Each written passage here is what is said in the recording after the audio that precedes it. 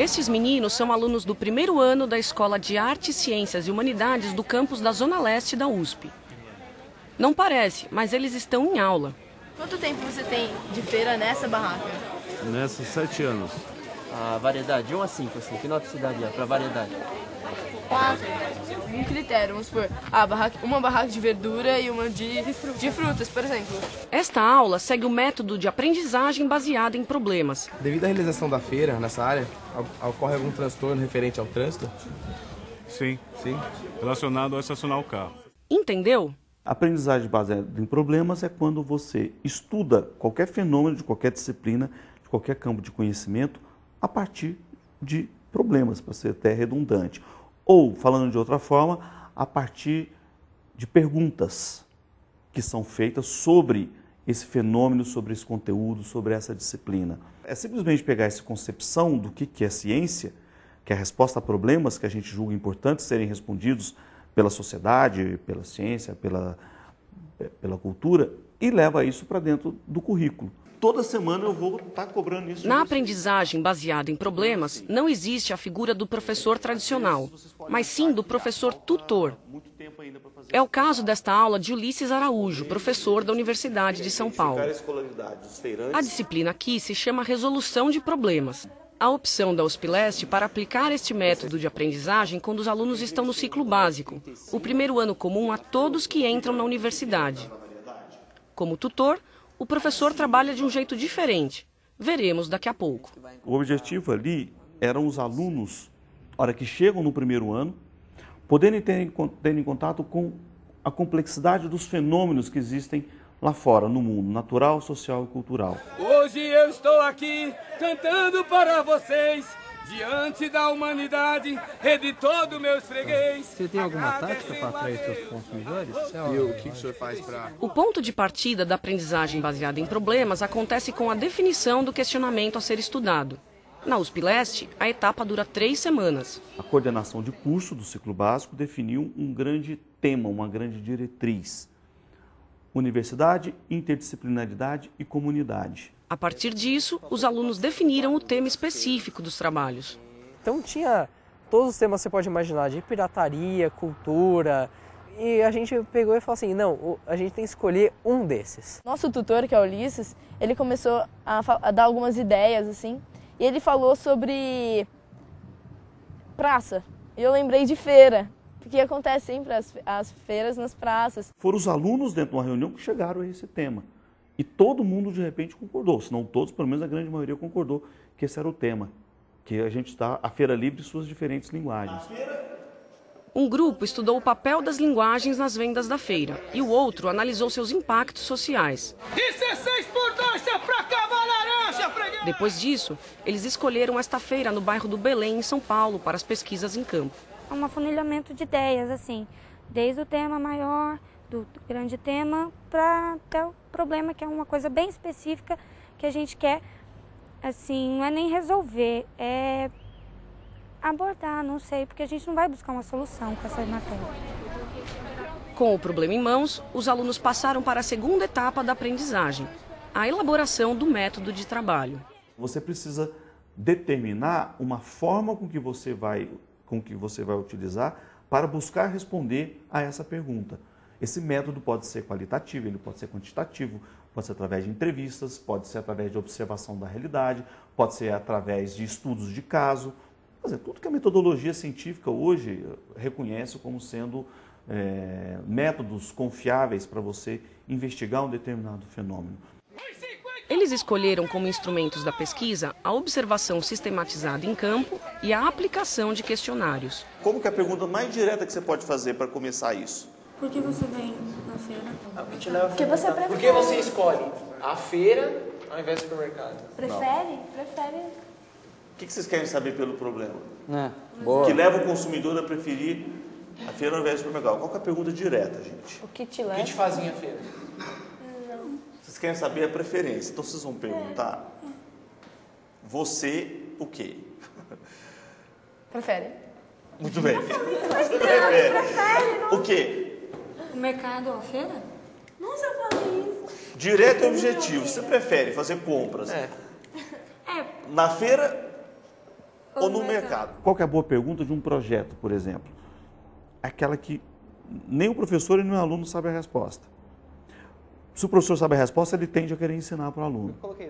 Aprendizagem baseada em problemas é a tradução para Problem-Based Learning em inglês.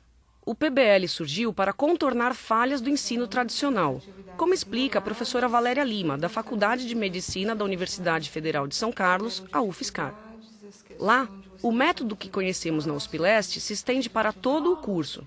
É a primeira experiência no Brasil que surgiu desde o primeiro ano, toda orientada por PBL. A utilização do PBL numa organização curricular, ela acontece na década de 60, final da década de 60. No Canadá, é uma escola médica, McMaster, em Hamilton, que passou a trabalhar a organização curricular por problemas. Não só a abordagem metodológica da aprendizagem, mas a organização do conteúdo médico ser trabalhado a partir de problemas, então ligando as disciplinas. Esse era um grande problema.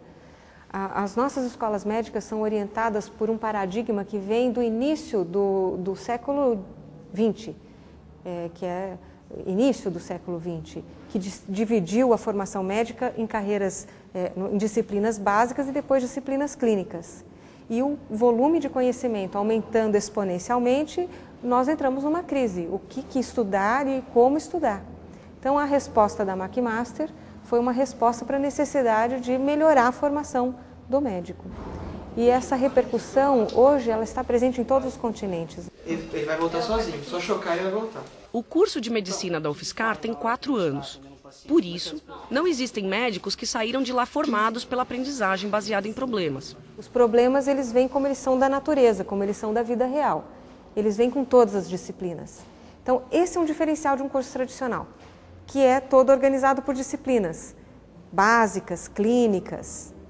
No nosso curso, todas essas disciplinas são integradas e o estudante explora essas disciplinas a partir de um problema, que é um problema da prática profissional.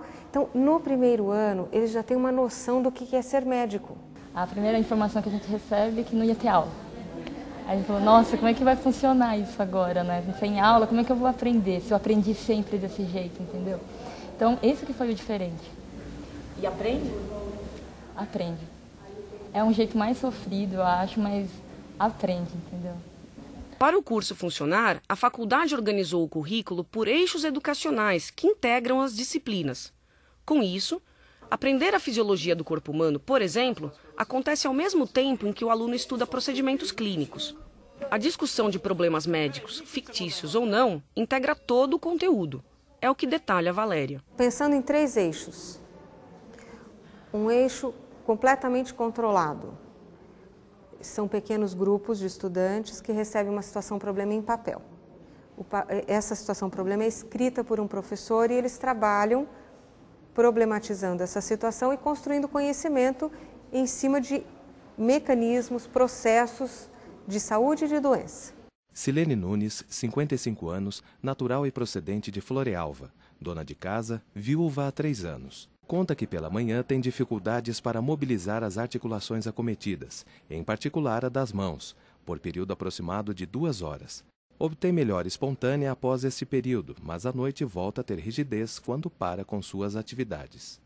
O segundo eixo, ela também é simulada, a gente controla só uma parte, metade, porque a gente escreve o script do paciente.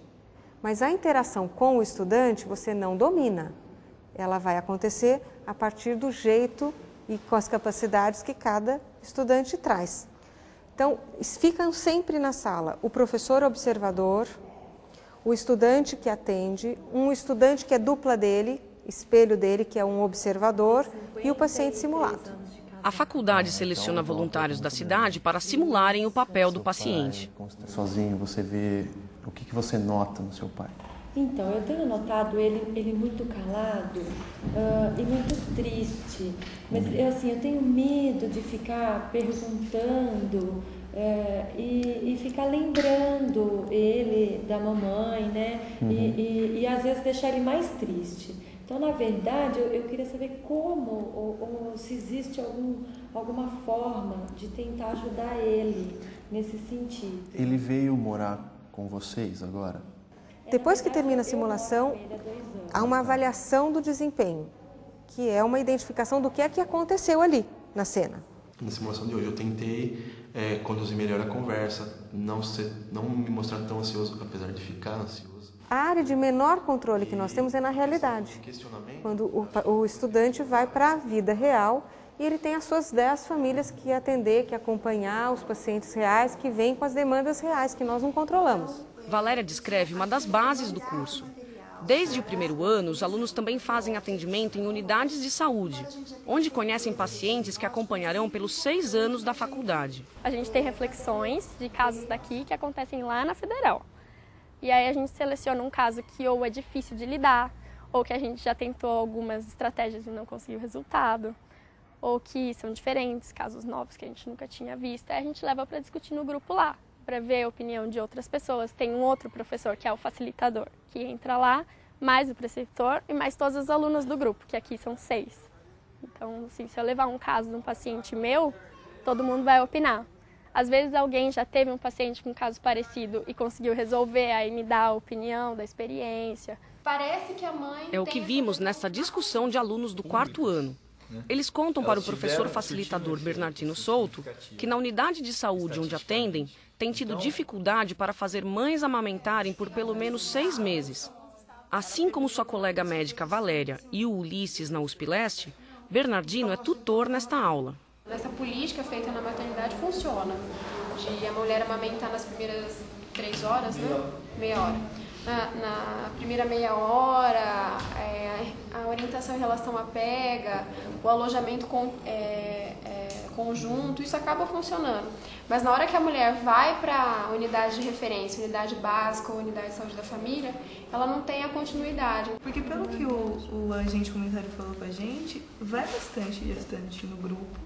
Mesmo porque tem até um prêmio para quem participa desse grupo, que seria alguma parte do enxoval, do bebê, que é o grupo de gestante. Mas mesmo assim, ele falou, esse mesmo agente falou assim, que mora lá, eles vêm, eles querem ganhar o prêmio, mesmo porque é uma região muito pobre. Mas eles não dão continuidade no que é falado lá, principalmente em relação ao aleitamento. Que alternativa a gente teria para poder incentivar o aleitamento materno e de uma maneira que realmente a gente conseguisse isso na prática? Nesse programa aqui do Ministério, ele traz como uma meta ter um aleitamento materno exclusivo até o 6º mês, atingindo todo o Brasil até 2015. Então o estudante ele vai a campo, traz um problema, investiga na literatura sobre esse problema, associa esse conhecimento agregado a partir da literatura com a vivência dele e em cima disso a gente faz uma reflexão e propõe uma intervenção que não seja apenas repetir o que já existe padronizado. Bernardino acaba de sintetizar as etapas da aprendizagem baseada em problemas na UFSCar. Agora que conhecemos a rotina desses futuros médicos, vamos ver como eles e os alunos da USP Leste trabalham cada uma das etapas do aprendizado. Já sabemos que para o estudo avançar, eles devem definir qual é o problema e como buscarão as respostas. Quando o professor da UFSCar diz que o estudante deve associar literatura com a própria vivência, está por trás uma das ferramentas básicas da ABP, o conhecimento prévio do aluno. É isso que Ulisses explica a seguir. Existe uma parte que é fundamental dentro desse processo, que é um papel do professor, que é tentar fazer com que o aluno traga aquilo que ele sabe. As pessoas não vão reinventar a roda a cada novo projeto, a cada novo trabalho. Esse aluno já viveu muitos anos da vida dele, ele já viu muita coisa. É que está solto. O papel do professor, muitas vezes, é ajudar a sistematizar. O que você acha sobre isso? O que você já viu sobre isso? Aí que ele começa a pensar, realmente eu já li isso uma vez, eu já vi isso na televisão uma vez, eu já li uma matéria sobre isso no jornal. Vocês estão entendendo onde é que a gente está precisando chegar? Entra aí a importância do tutor, de quem falamos desde o início. Na aprendizagem baseada em problemas, o trabalho de investigação do aluno ganha força porque o professor está ao seu lado. Na UFSCar, o orientador trata de todo o problema, não só de uma fatia. Na USP Leste, cuida para que problematizem o tema. O método, eles mais perguntam do que respondem. O que está faltando? Além disso, o que mais vocês vão fazer? Como é que vocês acham que dá para superar isso? Tá, e agora o próximo passo que vocês vão fazer qual que é? Com as perguntas, o tutor pretende que o aluno levante hipóteses e busque respostas na realidade. Esta é a próxima etapa da ABP. Veja como isso aconteceu na USP Leste. Quanto mais ou menos você gasta na feira? Assim, de 10 a 20, menos, de 30 a 50, mais? Mais, bem mais. Bem mais. Entre 50 e 70? Mais. Eu gasto uma acima base... de 100? Acima de 100. Acima de 100. Por que a senhora acha que os seus fregueses vêm comprar na sua barraca? Pelo atendimento, o preço, a qualidade? Só eles respondem. Por que vocês vêm comprar na minha barraca? Eles dois, olha. Não, eu também. A senhora também é, nem pensei que você batia aí. Não. Por quê? Pela qualidade? Se ela atende bem, a qualidade dela é boa. A pesquisa está quase boa, só que essa pergunta não precisa. Qual? É igual essa. Só que aqui, na verdade, a gente precisava saber da linguagem, né? A gente foi até a feira com o objetivo, no fundo, de poder observar na realidade concreta essas hipóteses de vocês, essas ideias iniciais que vocês tinham sobre o que é uma feira, como que funciona. Antes, assim, a gente estava discutindo que talvez as pessoas poderiam estar indo pelo preço.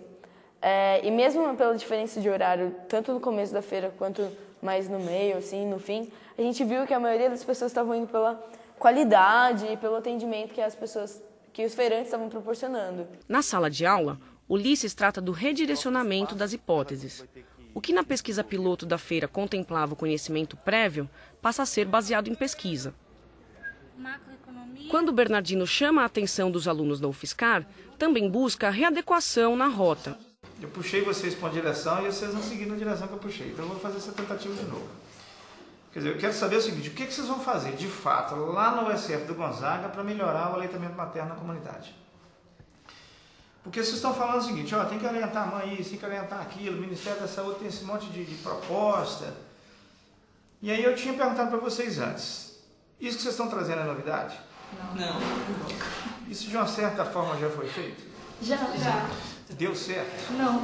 Então nós temos que ter uma alternativa. Na USP Leste, depois de corrigirem as hipóteses, os alunos aplicaram o questionário definitivo.